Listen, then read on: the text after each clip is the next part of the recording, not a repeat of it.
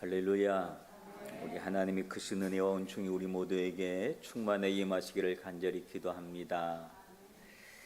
이 교회 앞에 에비가와 사쿠라는 이제 오늘로 만가위가 되는 것 같아요. 그래서 사람들도 굉장히 많이 지나가고 해서 차량이 이쪽으로 들어오기로는 좀 부담이 되는 것 같아서 우리도 차를 삥 둘러서 뒷길로 왔습니다만은 예배 끝나고 난 다음에 사람들이 일부러도 많이 오는 곳이니까 그냥 가지 마시고 또 한 바퀴 이렇게 둘러보시고 가시는 것을 추천합니다. 아버지와 아들이 사막을 걷다가 그만 길을 잃어버리고 말았습니다. 이 두 사람이 오랫동안 같이 걷고 있던 사막은 불덩어리 같이 뜨겁고 바싹 말라 있었습니다. 하지만 아직도 갈 길이 멀었습니다. 언제 이 사막이 끝날 것 같은 그런 짐작도 되지 않는 그런 먼 길이었습니다. 이 길을 계속 걷다 보니까 아들이 절망이 가득 차서 아버지한테 이렇게 얘기합니다. 아버지, 이제 우리에게 남은 것은 죽음밖에 없는 것 같습니다. 이렇게 끝없이 걸을 필요 없이 그냥 여기서 앉아서 죽는 것이 더 나을 것 같아요 라고 얘기했지만 아버지 역시 힘들었지만 그래도 아들의 어깨를 두들기면서 격려를 했습니다. 아들아, 조금만 더 가면 물이 있을 것이다, 이런 이야기를 했습니다.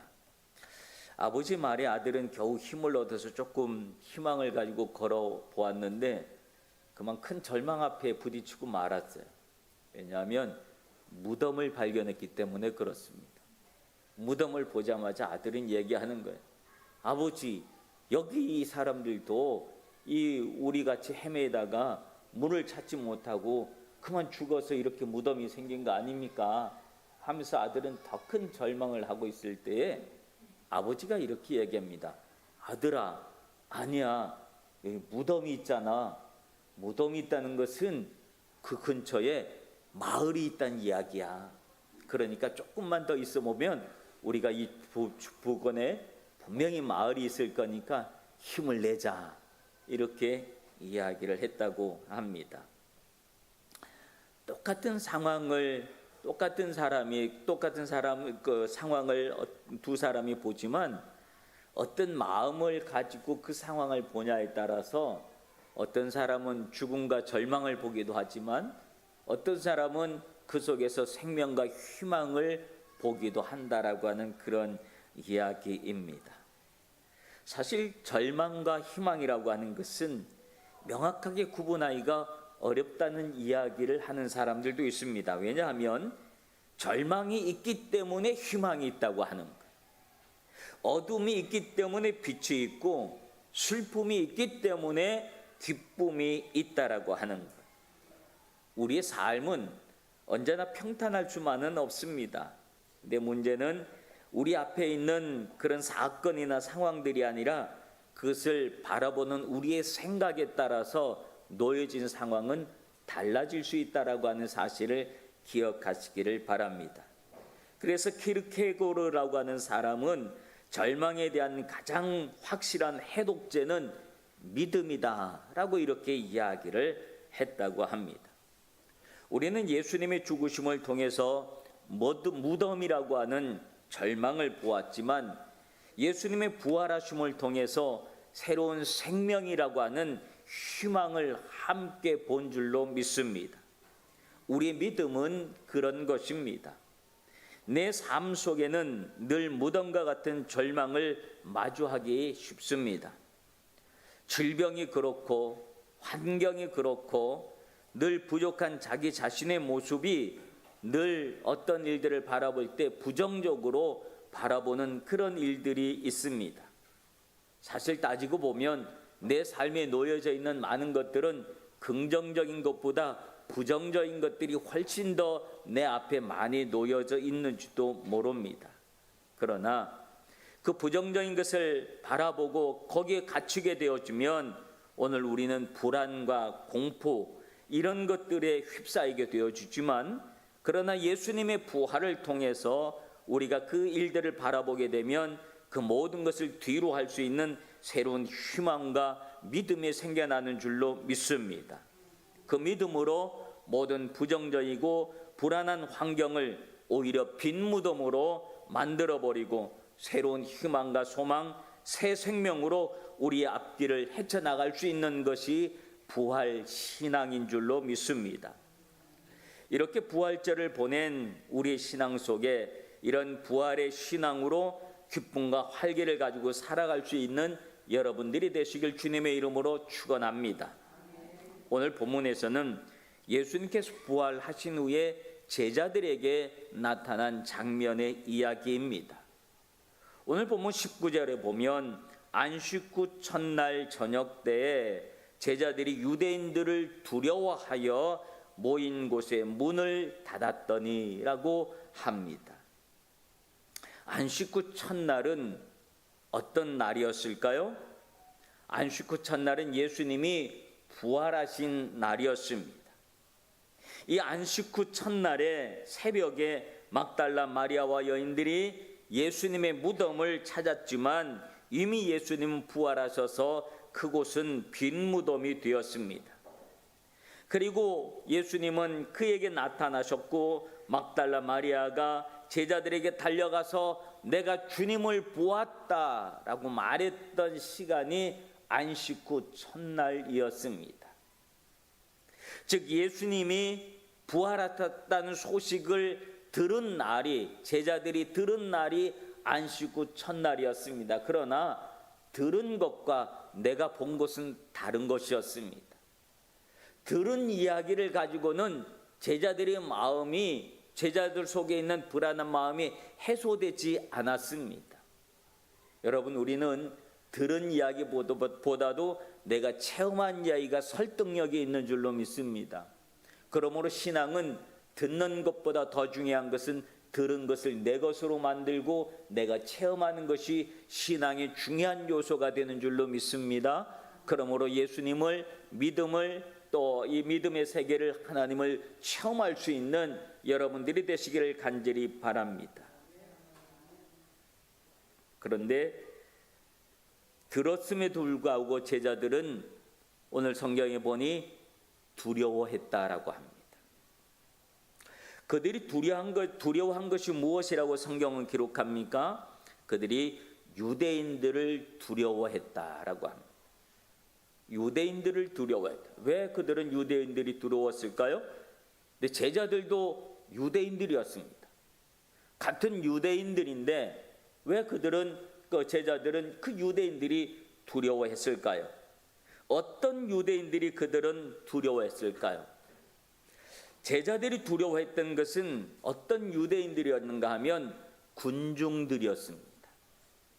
그 군중들은 어떤 사람들이었는가 하면 예수님을 십자가에 못 박으라고 외쳤던 군중을 말합니다. 빌라도는 사실 예수님이 죄가 없다는 사실을 알았습니다.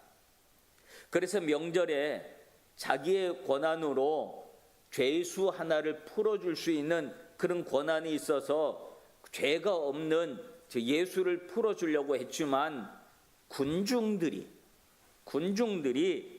요한복음 18장 40절에 보면 군중들이 소리를 지르며 그들이 또 소리 질러 이르되 이 사람이 아니라 바라바라니, 바라바는 강도였더라라고 합니다.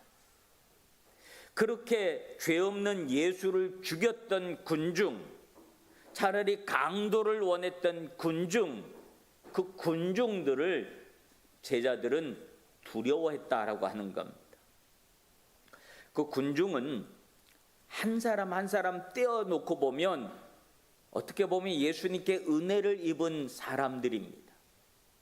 그 군중들 안에는 분명히 예수님의 은혜를 입어서 병이 난 사람들도 있었을 것이고 그 군중들 안에는 분명히 오병이어의 기적을 통해서 예수님의 말씀으로 예수님의 능력으로 또 만들어진 그 빵과 그 생선을 먹었던 사람들이었을 겁니다. 근데 그 은혜를 받았음에도 불구하고 그들이 군중으로 모이게 되니까 희한한 일들이 그 안에서 일어났다라고 하는 것. 사탄은 군중들을 이용합니다. 군중들 안에 이 선동꾼을 한 사람 집어넣게 되면 그 선동꾼 한 사람을 통해서 군중은 삽시간에 이상한 방향으로 변하게 됩니다. 군중은 그런 겁니다. 100년 전에 있었던 관동 대지진 때 조선인들이 우물에 독을 넣었다고 하는 근거 없는 소문, 그 근거 없는 소문 한마디에 6천 명이 넘는 조선인들이 학살을 당했었습니다. 근거 없는 소문을 군중에다 집어넣은 겁니다. 사람들 마음속에 집어넣은 겁니다. 그랬더니 그 근거 없는 소문이 사람들을 하나로 만들어 놓았고, 그리고 조선인들을 보면 학살하고 죽이고 비참한 역사를 이뤄냈던 것을 봅니다. 군중은 그런 겁니다. 그러므로 예수를 죽인 유대인들이 이제 예수의 제자인 자기들을 찾아낼 것이라고 하는 두려움이 제자들에게 있었다라고 하는 것. 그래서 그 두려움 때문에 그들은 문을 걸어 잠그고 숨어 있었다고 하는 겁니다. 지난 수요일에 대만 화련현에서 일어났던 진도 7.2의 지진으로 1,000명이 넘는 사상자가 나왔다고 합니다. 그리고 큰 피해를 입었습니다. 지난 1월에도 1월 1일 날 있었던 노도반도에서 큰 지진으로 인해서 아직도 집을 찾지 못하고 피난소에서 살고 있는 그런 많은 이들이 있습니다. 우리가 살아가는 이 땅은 이 재난이라고 하는 이 두려움 속에 살아가는 이 땅의 모습입니다. 그러므로 이 한국도 이제는 지진의 안전지대가 아니라고 하니 어느 곳에서든지 안전지대, 자연재난으로부터 안전한 지대는 이 땅에 없다라고 하는 것. 그러므로 그런 것들에 우리 마음이 빼앗기고 나면 우리가 두려워서 살아갈 수가 없을 겁니다. 여전히 미래에 대한 불안감으로 살아가는 젊은이들이 있습니다. 그 불안한 마음으로 문을 걸어 잠그고 희귀고문이가 되어서 살아가는 수많은 젊은이들이 있다는 사실을 우리는 알고 있습니다. 절망 속에 살아가는 사람들, 그들은 무엇이 두려워서 세상으로 나오지 못하고 문을 걸어 잠그고 있을까요? 이 땅에는 의외로 문을 걸어 잠그고 사는 사람들이 많이 있습니다. 조금만 무슨 일이 있어도 금방 마음의 문을 닫아버리고 맙니다. 그리고 문을 걸어 잠그고 나오려고 하지 않는 그런 사람들이 얼마나 많이 있는지 모릅니다. 조금만 아파도 문을 걸어 잠그고, 조금만 마음의 상처를 받아도 문을 걸어 잠그고, 조금만 힘들어도 금방 문을 걸어 잠그는 많은 사람들이 있습니다. 이런 두려움 속에서, 불안함 속에서 살아가는 우리들의 모습, 오늘 그 제자들의 모습 속에 예수님은 함께 하신 줄로 믿습니다. 그래서 문을 걸어 닫았더니 예수께서 오사 서서 이르시되 너희에게 평강이 있을지어다. 부활의 주님이 제자들에게 나타나셔서 하셨던 첫 번째 말씀이 평강이었다라고 하는 겁니다. 평강이 있을지어다. 예수님은 제자들을 불안한 가운데 놔두지 않았다고 하는 것. 하나님은 여러분이 세상을 불안하게 살아가도록 놔두지 않는 줄로 믿습니다.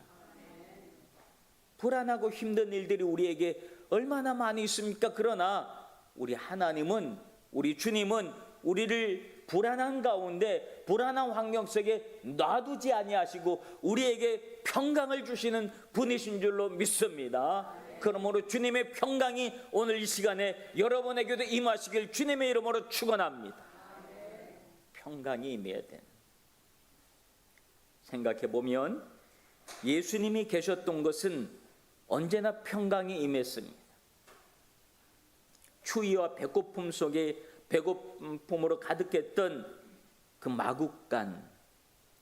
마국간에 예수님이 태어나시니까 그곳이 어떤 곳으로 변했습니까? 하늘에는 영광이요 이 땅에는 평화로다. 예수님이 오시니까 그 불안했던, 그 지저분했던, 그 어렵고 추웠던, 배고팠던 그 장소가 평안의 장소가 되어진 줄로 믿습니다. 예수님이 계시면 어느 곳이든지 평강의 장소가 되어집니다. 자기 욕심으로 가득했던 종교 지도자들로 인해서 영적으로 삭막했던 그 유대 땅에 예수님이 등장하시면서 사람들에게는 생기가 돌기 시작했습니다. 주님의 말씀을 들으면서 그들은 새로운 희망을 얻었습니다. 예수님이 등장하시면서 오래된 질병과 고통 속에서 살아가던 사람들이 예수님으로 인하여 웃음을 되찾았습니다. 왜요? 그들의 질병이 치유되었기 때문에 그렇습니다. 그들의 배고픔의 문제가 해결되었기 때문에 그렇습니다. 그들이 힘들었던, 소외되어서 외롭고 사람들에게 손가락질 받으면서 살아갔던 그 장소가 주님의 계심으로 평강의 장소가 되었고, 화목의 장소가 되었고, 웃음의 장소가 되었고, 즐거움의 장소가 되었고, 교제의 장소가 되었기 때문에 그렇습니다. 그러므로 주님이 계신 곳에는 평강이 늘 있었는 줄로 믿습니다. 파도가 몰아치고 폭풍 한가운데 있던 제자들은 어쩔 줄 몰랐습니다. 그 속에서 예수님이 계시지 않은 것이 아니었지만 제자들은 두려움 속에 휩싸였었습니다. 왜냐하면 예수님이 주무시고 계셨기 때문에 그랬습니다. 이 환경을 자기들 힘으로 해결해 보려고 애쓰고 몸부림쳤지만 자기들 힘으로 어떻게 할 수 없을 때 그들은 예수님을 흔들어 깨워서 주님이 일어나세요. 우리가 죽게 되었나이다. 두려움 속에서, 죽음의 공포 속에 있었습니다. 그러나 예수님이 일어나셔서 폭풍을 향하여 잠잠하라 한마디 하시니 그곳이 평화의 장소가 되었는 줄로 믿습니다. 모든 문제들이 잠잠하게 해결되었다라고 하는 것. 그 장소에 예수님이 안 계신 것이 아니었습니다. 그런데 예수님을 의식하지 못했을 때 그들은 두려움 속에 있었던 것. 오늘 제자들이 왜 이렇게 두려움 속에 있습니까? 늘 그렇게 자신들과 함께하고 있었던 예수님이 오늘 이 시간에 자기들과 함께 있지 아니하니까 그들은 두려움 속에 있었습니다. 그런데 예수님이, 부활하신 주님이 그 자리에 다시 나타나셔서 문을 걸어 잠갔지만 예수님은 한가운데 쓰셔서 제자들에게 말씀하신 겁니다. 두려움 속에 떨고 있는 제자들에게 말씀하신 겁니다. 너희에게 평강이 있을지어다. 여러분, 우리가 힘들고 두렵고 무섭고 그런 것은 우리와 함께 계시는 예수님을 의식하지 못했을 때 우리는 늘 두려운 겁니다. 여러분의 자리에 부활의 주님이 함께하고 계심을 믿으시기를 바랍니다. 주님은 절대로 우리를 떠나지 않으시겠다고 약속해 주셨습니다. 그러므로 절대로 우리는 혼자가 아닙니다. 다만 그럼에도 불구하고 우리가 힘들어하고 두려워하는 것은 마치 제자들이 예수님과 배를 타고 있었음에도 주무시고 계시는 주님을 의식하지 못하고 자기들의 힘으로 뭔가 해보려고 했기 때문에 그들은 두려움 속에 있었던 겁니다. 주님이 늘 여러분과 함께하고 계시는데 여러분이 주님을 의식하지 못하면 우린 또다시 두려워하고 무서워하고 죽음 같은 공포 속에서 겁내고 불안해하고 그러는 겁니다. 주님은 여러분 안에 주무시고 계신 분이 아니십니다. 주님이 여러분과 함께하고 있음을 믿으시기를 바랍니다. 그러면 우리는 평강을 가질 수가 있는 줄로 믿습니다. 우리의 삶의 환경이 아무리 변한다 할지라도 우리 마음속의 평강은 주님으로 인하여 깨어지지 않을 것입니다. 주님은 마음속에 평강이 있는 사람을 사용하십니다. 불안하게 살아가는 사람을 주님은 쓰시지 않으십니다. 오늘 21절에 보면 뭐라고 얘기하고 있는가 하면 너희에게 평강이 있을지어다 아버지께서 나를 보내신 것 같이 나도 너희를 보내노라 합니다. 평강이 있는 제자들을 주님이 보내신다라고 하는 것. 불안에 떠는 제자들을 보내는 것이 아니라, 불안에 떠는 제자들을 사용하시는 것이 아니라 마음속에 평강이 있는 제자들을 사용하시는 줄로 믿습니다. 그러므로 주님께 쓰임받고 싶은 분은 마음속에 평강이 있는 성도들이 되어야 합니다. 마음이 편안한 사람, 주님이 하나님 나라를 위하여 사용하여 주시는 줄로 믿습니다. 그러므로 주님의 평강이 여러분에게 임하시기를 간절히 기도합니다. 그런데 그 평강은 부활이 주님께서 주시지만 한 번 주어진 평강이 여러분 안에 계속적으로 지켜지고 유지되어질 수 있는 방법은 무엇인 줄 아십니까? 22절에 보면 성령을 받으라라고 말합니다. 예수님이 평강이 너희에게 임할 것 있을지어다 하시고 난 다음에 하신 말씀은 성령을 받으라고 하시는 거예요. 이 말이 무슨 말입니까? 주님이 주신 평강을 계속해서 유지할 수 있는 방법은 성령이라고 하는 거예요. 성령님은 우리 안에 주님이 주신 그 기쁨을, 그 감사하는 마음, 평강의 마음을 유지할 수 있도록 해주시는 능력을 우리에게 주시는 줄로 믿습니다. 우리가 처음 구원의 은혜를 받았을 때 우리 마음속에 기쁨이 있고 평강이 임합니다. 그런데 시간이 갈수록 그 평강이 약해질 때가 있잖아요. 어떨 때는 그 평강이 어디로 갔는지 없어지고 여전히 불안한 마음이 다시 들 수도 있고 그렇잖아요. 평강이 유지되지 않는 겁니다. 우리에게 중요한 것은 구원받은 것이 중요한 것이 아니라 구원 이후에 우리의 삶이 더 중요한 겁니다.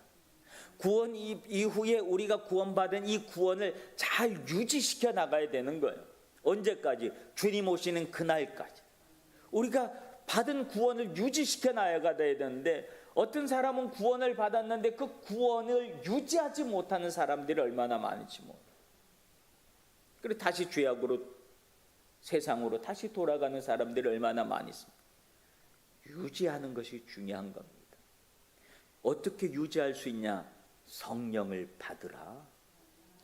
성령이 우리에게 임하시면 우리에게 주셨던 그 구원의 은혜와 기쁨과 감격과 평안이 계속적으로 유지되어질 뿐만 아니라 더욱더 커지는 줄로 믿습니다. 그래서 예수님은 성령을 받으라고 말씀하신 겁니다. 성령이 여러분 안에 주님이 주시는 평강을 지켜주시고 오랫동안 유지하게 하시는 줄로 믿습니다. 그런 사람을 주님은 하나님 나라를 위하여 보내시며 사용하십니다. 사랑하는 성도 여러분, 23절에 보면 너희가 누구의 죄든지 사하면 사하여 줄 것이요 누구의 죄든지 그대로 두면 그대로 있으리라 하십니다. 주님은 성령 받은 사람들에게 죄를 사하는 권세를 주셨다고 이야기를 합니다. 물론 죄를 용서해 주시는 것은 하나님만이 해줄 수 있는 일들입니다. 그러나 하나님은 우리에게 무엇을 말씀하시냐면 용서하는 자의 삶을 살아라 라고 말씀하시는 겁니다. 용서하는 삶을 사는 것, 용서하는 삶을 사는 것, 그 삶의 모습이 오늘 하나님께서 우리에게 주신, 주님이 우리에게 주신 평강을 계속적으로 유지할 수 있는 방법이라고 하는 거예요. 여러분, 성령 받은 사람, 성령이 임한 사람의 삶의 모습은 분노 속에 있지 않습니다. 미움 속에 있지 않습니다. 누구를 저주하는 자의 삶을 살지 아니합니다. 성령 받은 사람은 어떤 삶을 삽니까? 용서하는 삶을 살아간다는 거예요. 너그러운 삶을 살아간다는 거예요. 온유한 삶을 살아간다는 거예요. 누구를 품는 자의 삶을 살아간다는 거예요. 그 모든 것이 어디서 나옵니까? 용서에 나온다는 거예요. 그래서 주님이 가르쳐 주신 주기도문에서도 우리가 우리에게 죄진 죄를 사하여 준 것 같이 우리의 죄를 사하여 주옵시고 라고 고백하게 하는 겁니다. 평강이 있는 사람은 용서하는 사람입니다. 마음속에 미움을 품고 분노를 품고 사는 사람에게는 평강이 없습니다. 우리에게 주님이 주신 평강을 지키는 방법은 용서하는 삶을 매 있다라고 하는 사실을 기억하시기를 바랍니다. 우리 주님이 주시는 평강 속에 우리가 살아가십시다. 그 평강을 계속적으로 유지하는 방법은 성령을 받는 일이고, 성령 받은 자의 삶은 누군가를 용서하는 삶이라고 하는 사실을 늘 기억하면서 기쁨과 감사와 감격 속에 행복한 삶을 살아가는 우리 모두가 되어지기를 주님의 이름으로 축원합니다. 기도하겠습니다. 우리의 삶 속에서 불안함과 두려움, 때로는 무서움이 있을 때도 있지만 우리가 어떤 상황 속에서도 부활의 주님이 우리와 함께하고 있음을 기억하고 주님이 주시는 평강 속에 살아가는 성도들이 되게 하여 주시옵소서. 예수님 이름으로 기도하옵나이다. 아멘. 찬송가 400